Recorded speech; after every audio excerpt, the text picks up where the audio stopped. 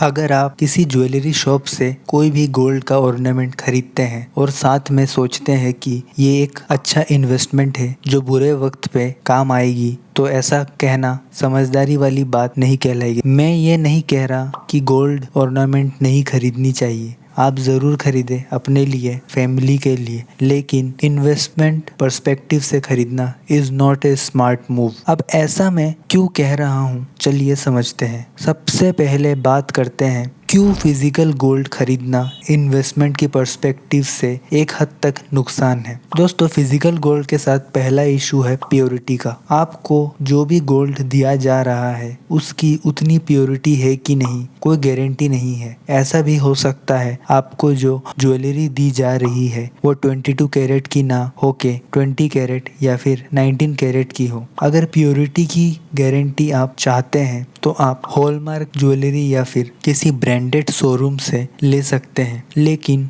उनके कॉस्ट को आप कंपेयर करेंगे तो वो काफ़ी ज़्यादा होता है। Second issue is making charges. Purity के बाद ये वो जगह है जहां सोनार सबसे ज़्यादा प्रॉफिट बुक करते हैं। मेकिंग चार्जेस किसी भी ज्वेलरी पे ऑन एन एवरेज 8% से लेके 30% तक का भी हो सकता है। अगले इशू की बात करें तो स्टोरेज। गोल्ड के साथ हमेशा से एक प्रॉब्लम रहा है, खो जाने का डर। किसी ने लूट लिया तो उसका डर, एक ही झटके में 100% का नुकसान। गोल्ड को स्टोर करने के लिए अगर आप लॉकर लेने का सोच रहे हैं तो गाइस, बैंक में लॉकर मिलना इतना आसान नहीं होता। और मान लीजिए आपको लॉकर मिल भी जाए, फिर आपको लॉकर की एफडी करवानी होती है और लॉकर का ईयरली रेंट भी आपको पे करना होता है।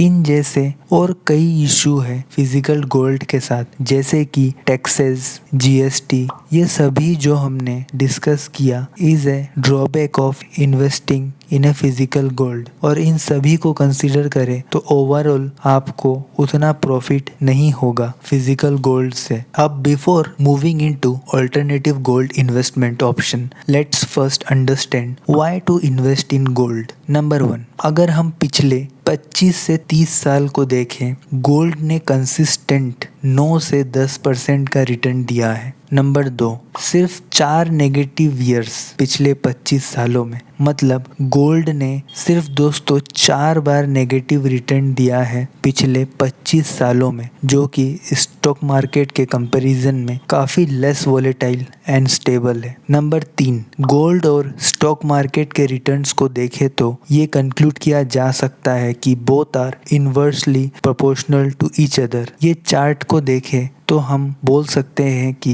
गोल्ड कितना बेहतर परफॉर्म करता है जब भी स्टॉक मार्केट में गिरावट आती है। तो गोल्ड में अगर आप रियल में पैसा इन्वेस्ट करना चाहते हैं तो आपके पास कई और बेहतर ऑप्शंस अवेलेबल हैं, जैसे कि sovereign gold bond. Sovereign gold bond RBI issued gold bonds होते हैं, यानी इंडियन गवर्नमेंट ये रिस्पॉन्सिबिलिटी लेती है जो भी आपने सोवरेन गोल्ड बॉन्ड की यूनिट्स ली है, उन यूनिट्स के अकॉर्डिंग जो भी उनकी वैल्यू बनती है at the time of maturity, आपको वो वैल्यू प्रोवाइड की जाएगी। दूसरा ऑप्शन गोल्ड ईटीएफ, यानी exchange traded funds backed by real gold. मतलब जो भी पैसा आप ईटीएफ्स में इन्वेस्ट करते हैं, आपका पैसा गोल्ड में ही इन्वेस्ट होता है, बस जो आपने बाय किया है वो आपके पास नहीं होता, कंपनी के पास स्टोर्ड रहता है। तो आपका जो भी इन्वेस्टेड पैसा है उस गोल्ड की कीमत के हिसाब से ही इंक्रीज या डिक्रीज होता है। तीसरा गोल्ड म्यूचुअल फंड, ये एक्चुअली में गोल्ड ईटीएफ्स में ही इन्वेस्ट करते हैं। These are funds of fund. यहाँ आपको जो वैल्यू मिलती है वो उस दिन के एनएवी के हिसाब से मिलती है। गोल्ड म्यूचुअल फंड और गोल्ड ईटीएफ दोनों ही आपको फ्लेक्सिबिलिटी देते हैं कि आप घर बैठे ही बाय या सेल कर सकते हैं। ये तीनों ऑप्शंस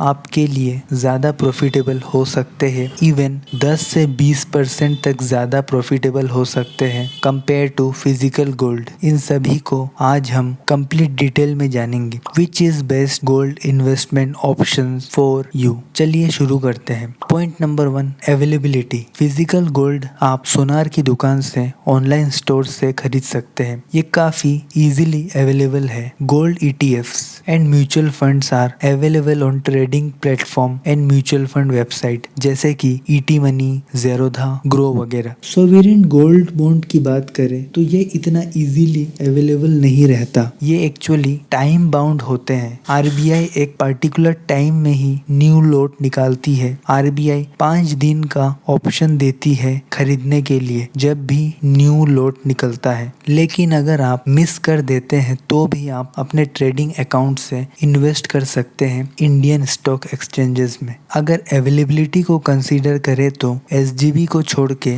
बाकी सभी काफी इजीली अवेलेबल है। पैरामीटर नंबर 2, रिस्क और ट्रांसपेरेंसी। फिजिकल गोल्ड में इन्वेस्ट करना काफी रिस्की हो सकता है। चोरी का डर, क्वालिटी सही है कि नहीं उसका डर। गोल्ड ईटीएफ्स ये एक्चुअली में रियल गोल्ड इन्वेस्टमेंट ही होते हैं, बस फर्क इतना है कि वो गोल्ड आपके पास नहीं होता। गोल्ड ईटीएफ्स में रिस्क बिल्कुल लो होता है। ये पैसिव इन्वेस्टमेंट होते हैं, मतलब इनकी बेकिंग रियल गोल्ड की बेकिंग ही होती है। गोल्ड म्यूचुअल फंड ईटीएफ में ही अपना पैसा इन्वेस्ट करते हैं। अगेन आपकी इन्वेस्टमेंट रियल गोल्ड में ही जाती है, लो रिस्क की है, same as gold ETF. SGB सिर्फ आरबीआई इशूड बॉन्ड्स होते हैं, ये रियल गोल्ड नहीं होता। सरकार की गारंटी होती है कि आपकी इन्वेस्टमेंट रियल गोल्ड जैसे ही ग्रो करेगी। Risk is very important factor while investing in gold and knowledge before investing is very important. Point number 3, minimum investment. Physical gold में डिपेंड करता है आप कितना वेट की ज्वेलरी, कॉइन या बुलियन बाय कर रहे हैं। मिनिमम 0.5 ग्राम से 1 ग्राम यानी 3500 से लेकर 7000 के करीब आपको खर्च करना ही होता है कोई भी गोल्ड की ऑर्नामेंट्स अगर आप बाय करें तो। गोल्ड ईटीएफ की बात करें तो यहाँ मिनिमम इन्वेस्टमेंट होती है 0.01 ग्राम यानी 1 यूनिट। गोल्ड म्यूचुअल फंड में मिनिमम इन्वेस्टमेंट इज ₹100।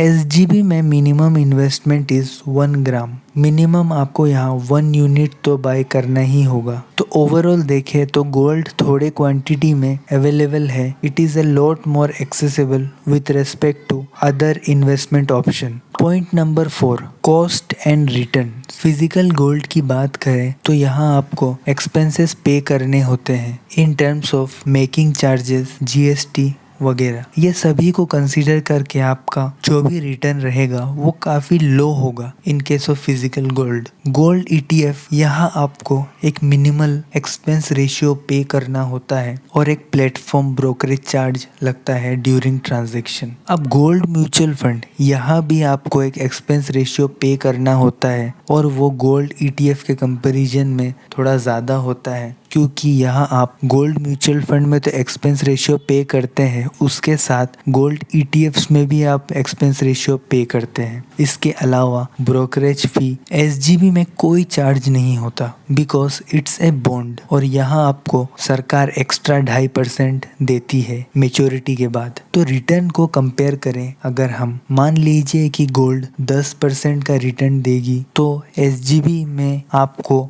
12.5% तक मिल सकता है। वही गोल्ड ईटीएफ्स में अराउंड 9.5% सभी चार्जेस एंड कॉस्टिंग को कंसीडर करें तो। एंड गोल्ड म्यूचुअल फंड में अराउंड 9% और फिजिकल गोल्ड को देखें तो अराउंड 5 से 6% after making charge, GST and all. Point number 5, liquidity. Physical gold की लिक्विडिटी हाई है, आप कभी भी कहीं भी इसको सेल कर सकते हैं। ईटीएफ्स की बात करें तो लिक्विडिटी काफ़ी हाई होती है, आप रियल टाइम में इसे सेल कर सकते हैं। Same with gold mutual fund, आप कभी भी सेल कर सकते हैं। एसजीबी की बात करें तो liquidity is a big problem, क्योंकि एसजीबी में 5 साल तक का लॉक इन पीरियड होता है, मतलब आप 5 साल के पहले विड्रॉ नहीं कर सकते। पॉइंट नंबर 6, आखिरी पॉइंट की बात करें तो टैक्सेस। फिजिकल गोल्ड में 20% long term capital gain tax देना होगा after 3 years with indexation benefit. Gold ETF की बात करें तो यहाँ पे आपको long term capital gain tax pay करने होंगे as per tax slab and short term capital gain tax यहाँ आपको 20% पे करना होगा। गोल्ड म्यूचुअल फंड की बात करें तो same as gold ETF। SGB में 20% long term capital gain tax after 3 years if sold in secondary market, but no LTCG on maturity. Only the extra 2.5% earned is taxable as per tax lab। तो दोस्तों अगर हम इस chart को compare करें तो clearly SGB and gold ETF are best options अगर हम कॉस्टिंग, रिटर्न, टैक्सेशन, सेफ्टी को कंसीडर करें। So guys, next time whenever you think about investing in gold, try to remember this chart and choose the option which is best for you। उम्मीद करता हूँ ये video आप सभी के लिए हेल्पफुल रहा होगा। जल्द ही मिलेंगे एक नए वीडियो के साथ।